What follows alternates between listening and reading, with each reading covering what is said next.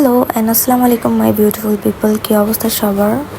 আজকে হচ্ছে prawn tempura বানাবো। এখানে ব্যাটারটা রেডি করার জন্য আটা, বেকিং পাউডার আর হচ্ছে কর্নফ্লাওয়ার দিয়ে নিয়েছি।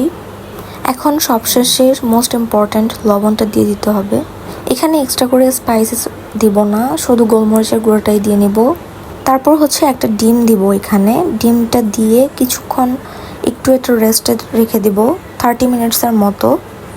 এখন হচ্ছে চিংড়ি মাছগুলো রেডি করব।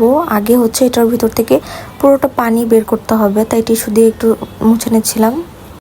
এখানে আসলে দেওয়ার মতো কিছুই নেই, শুধু হচ্ছে লবণ আর হচ্ছে গোলমরিচের গুঁড়া দিয়ে এটা ম্যারিনেট করে রাখতে হবে প্রায় 1 আওয়ারের মতো বা 30 মিনিটস রাখলেও হবে।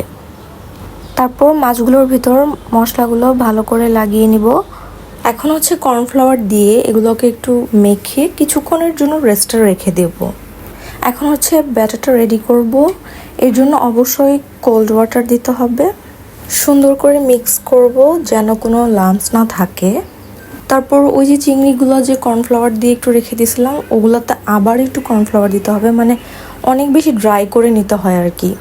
তারপর হচ্ছে চিংড়িগুলোকে ব্যাটারের মধ্যে ভালো মতো মিক্স করে তেলের মধ্যে ফ্রাই করে নিব। আর এটা হচ্ছে আমরা ফার্স্ট টাইম বাসায় ট্রাই করেছি, অনেক বেশি টেস্টি হয়েছিল। কালারটাও খুব সুন্দর এসেছিল। এই তো, ওকে, আল্লাহ হাফেজ।